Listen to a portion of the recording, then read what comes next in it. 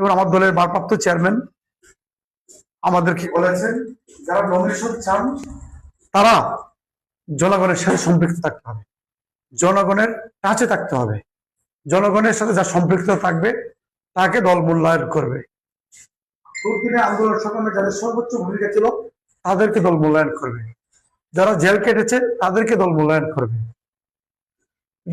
আমার বিশ্বাস এই আমাদের দলের ভারপ্রাপ্ত চেয়ারম্যান, তিনি 18 কোটি মানুষের হৃদয় স্পন্দন, সেই প্রিয় নেতার কথা অনুযায়ী সকল ক্রাইটেরিয়াতে আমি মনে করি আমি ফুলফিল করি। আমার বিশ্বাস আমি যতবার জেল কেটেছি অতবার অন্য নেতারা যারা আছে এরা জেল গেটেও যায় নাই, আমি যতবার জেল কেটেছি।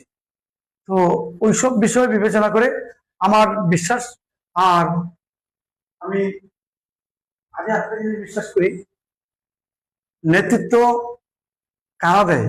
যার সাথে জনগণ আছে তারাই নেতা হয়।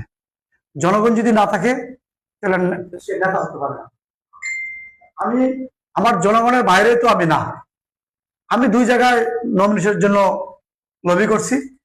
একটা হচ্ছে আমার দলের ভারপ্রাপ্ত চেয়ারম্যানের কথা আমি শুনছি, দলের হাইকমান্ডের কথা আমি শুনছি, আর আমি লবির জন্য আমি আমার জনগণের কাছে ছিলাম, এখনো আছি, ভবিষ্যতেই আমার আমার নমিনেশন দেওয়ার মালিক, আমাকে এমপি বানানোর মালিক আমার জনগণ। জনগণ সকল ক্ষমতার সকলের সহিত